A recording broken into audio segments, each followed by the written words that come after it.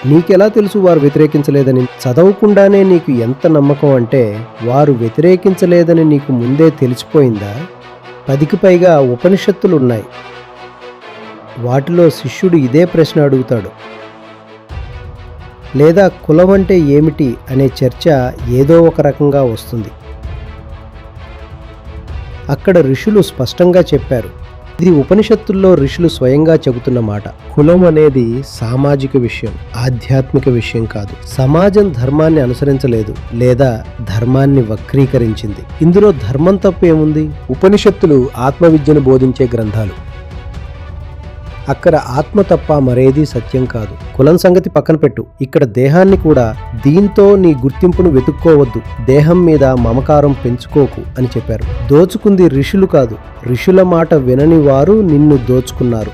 ఎందుకంటే బాబు, కేవలం చదివినంత మాత్రాన ఉపనిషత్తులు అర్థం కావు. ఉపనిషత్తులంటే ఇది మంచి, ఇది చెడు, ఇది తిను, ఇది తాగు, ఫలానా బట్టలు వేసుకో, ఫలానా టైలర్ దగ్గర కుట్టించుకో అని చెప్పేవి కావు. ఇలాంటి చిన్న చిన్న విషయాలుంటే చదివిన ఎవరికైనా అర్థమైపోతాయి. కానీ అసలు గ్రంథాలు చదవకుండా వాదోపవాదాలు, పనికిరాని చర్చలు చేయడం ఎక్కువైపోయింది. గగన్ నిషాద్ గారు ఒక ప్రశ్న అడిగారు. ఏమంటున్నారంటే,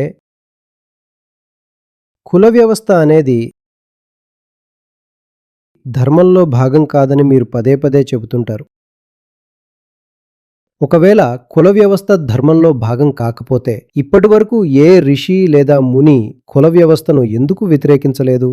గగన్ నిషాద్. గగన్, నీకెలా తెలుసు వారు వ్యతిరేకించలేదని? ఋషులు చెప్పిన విషయాలను చదవటానికి నువ్వు ఎప్పుడైనా కష్టపడ్డావా? మొదటి విషయం, నువ్వు చదివే ప్రయత్నం చేయలేదు. రెండో విషయం, చదవకుండానే నీకు ఎంత నమ్మకం అంటే వారు వ్యతిరేకించలేదని నీకు ముందే తెలిసిపోయిందా? నువ్వు ఇలా అడిగుంటే బావుండేది. సార్, ఋషులు కుల వ్యవస్థను వ్యతిరేకించారా లేదా అని అడిగితే నాకు సంతోషంగా ఉండేది. అప్పుడు నేను చెప్పేవాడిని వారు వ్యతిరేకించారో లేదో. కానీ నువ్వు ముందే నిర్ణయించుకున్నావు వారు వ్యతిరేకించలేదని. నీకెలా తెలుసు వారు చేయలేదని? 10కి పైగా ఉపనిషత్తులున్నాయి. వాటిలో శిష్యుడు ఇదే ప్రశ్న అడుగుతాడు. లేదా కులం అంటే ఏమిటి అనే చర్చ ఏదో ఒక రకంగా వస్తుంది. అక్కడ ఋషులు స్పష్టంగా చెప్పారు. కులం అనేది కేవలం ఒక ఊహ, ఒక భ్రమ అని. ఆత్మ మాత్రమే సత్యం, మిగిలినదంతా మిథ్య. శరీరం అనేది మిథ్య. మరి ఆత్మకేమైనా కులం ఉంటుందా? గుణరూపాలు లేని ఆ ఆత్మకు కులం ఎక్కడి నుండి వస్తుంది? నీ అసలు సత్యం ఆత్మ. నువ్వు ఆత్మవి. నిన్ను నువ్వు వేరేగా ఏది అనుకున్నా అది ఒక పొరపాటే. ప్రస్తుతం నిరాలంబ ఉపనిషత్తు మీద క్లాసులు జరుగుతున్నాయి. అందులో మేము చర్చించిన ఒక శ్లోకంలో సరిగ్గా ఇదే ప్రశ్న ఉంది. కులం అంటే ఏమిటి? దానికి సమాధానం కూడా స్పష్టంగా ఉంది. కులం అనేది ఒక ప్రవంచన. ఇది ఉపనిషత్తుల్లో ఋషులు స్వయంగా చెబుతున్న మాట. విషయాన్ని సరిగ్గా అర్థం చేసుకో. కులం అనేది సామాజిక విషయం, ఆధ్యాత్మిక విషయం కాదు. ఒక సామాజిక రుగ్మతను నువ్వు ధర్మానికి ఎందుకు ఆపాదిస్తున్నావు తమ్ముడు?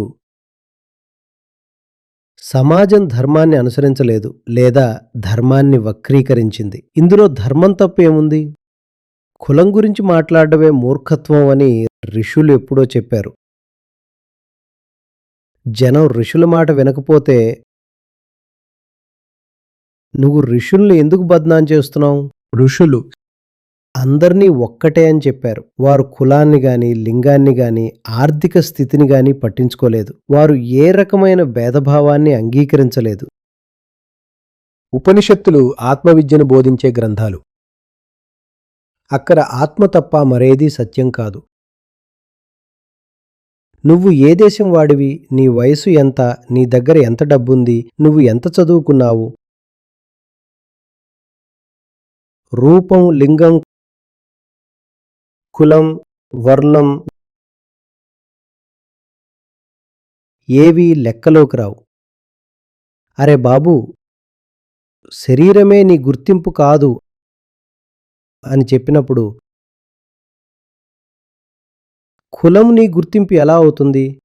కులం సంగతి పక్కన పెట్టు. ఇక్కడ దేహాన్ని కూడా దీంతో నీ గుర్తింపును వెతుక్కోవద్దు. దేహం మీద మమకారం పెంచుకోకు అని చెప్పారు. అలాంటప్పుడు కులం అనేది ఎక్కడి నుండి వస్తుంది? మొత్తం వజ్రసూచి ఉపనిషత్తు అంతా కులం గురించే చర్చిస్తుంది. అది చదివితే నీకు చాలా ఆనందం కలుగుతుంది గగన్. కానీ చదవకుండా విమర్శించటం మనకు అవసరం. ఎందుకు చదవకుండా విమర్శించాలి? ఎందుకంటే నిన్ను నువ్వు బాధితుడిగా చెప్పుకోవాలి కాబట్టి. సార్, ధర్మం మమ్మల్ని దోచుకుంది అని అనడానికి సాకు కావాలి. శోషణ చేసింది ధర్మం కాదు, సమాజం. దోచుకుంది ఋషులు కాదు, ఋషుల మాట వినని వారు నిన్ను దోచుకున్నారు.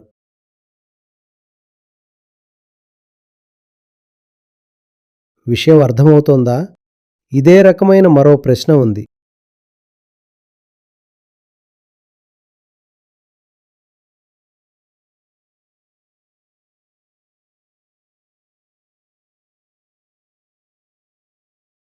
అవును, ఇది సరస్మీన అడిగిన ప్రశ్న. ఏమంటున్నారంటే, ఒకవేళ ఉపనిషత్తుల్లో అంత శక్తి ఉంటే వాటిని చదివిన బ్రాహ్మణులే ఎందుకు అంతగా కుల వివక్ష చూపారు? ఎందుకంటే బాబు, కేవలం చదివినంత మాత్రాన ఉపనిషత్తులు అర్థం కావు. ఈ రోజుల్లో తిరుగుతున్న బ్రాహ్మణులను చూసి నీకేమనిపిస్తోంది? మొదటి విషయం, వారు ఎప్పుడైనా ఉపనిషత్తులు చదివారా? ఒకవేళ చదివినా వారికి అర్థమయ్యాయా? ఉపనిషత్తులంత సులభమా? ఉపనిషత్తులంటే ఇది మంచి, ఇది చెడు, ఇది తిను, ఇది తాగు, ఫలానా బట్టలు వేసుకో, ఫలానా టైలర్ దగ్గర కుట్టించుకో అని చెప్పేవి కావు. ఇలాంటి చిన్న చిన్న విషయాలుంటే చదివిన ఎవరికైనా అర్థమైపోతాయి. కానీ బ్రాహ్మణులంతా ఉపనిషత్తుల ప్రకారమే నడుచుకుంటున్నారని నువ్వు నమ్మేస్తున్నావు. ఒక 100 మంది బ్రాహ్మణుల దగ్గరకు వెళ్ళు. వారిలో కనీసం 2 5 ఉపనిషత్తుల పేర్లు చెప్పగలిగితే అది చాలా గొప్ప విషయం. ఏ బ్రాహ్మణుడు ఉపనిషత్తుల ప్రకారం జీవిస్తున్నాడు? ఉపనిషత్తులతో ఏమాత్రం సంబంధం లేని ఈ బ్రాహ్మణ వర్గం ఏదైనా నీచమైన పని చేస్తే ఆ తప్పును నువ్వు ఉపనిషత్తుల మీద ఎందుకు వేస్తున్నావు? నీ ఉద్దేశం ఎలా ఉందంటే, బ్రాహ్మణులు ఏం చేసినా అది ఉపనిషత్తుల్లో చెప్పినట్టే చేస్తున్నారని అనుకుంటున్నావు. కానీ అది అస్సలు నిజం కాదు తమ్ముడు.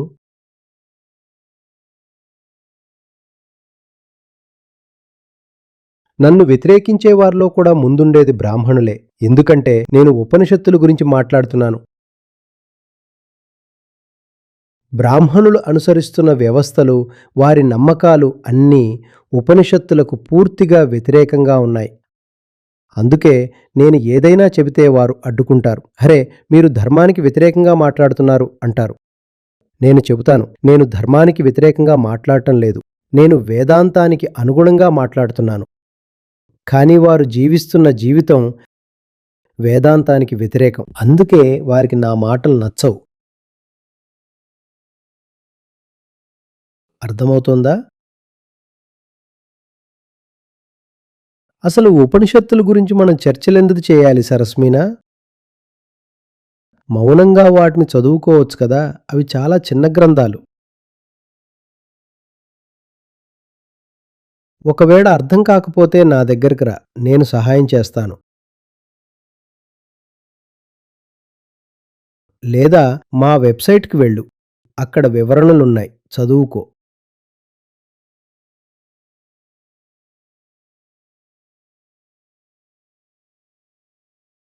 కానీ అసలు గ్రంథాలు చదవకుండా వాదోపవాదాలు, పనికిరాని చర్చలు చేయడం ఎక్కువైపోయింది.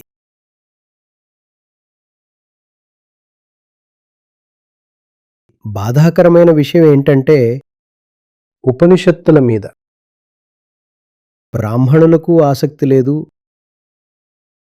అణగారిన వర్గాలకు ఆసక్తి లేదు. ఎవరికీ ఆసక్తి లేదు.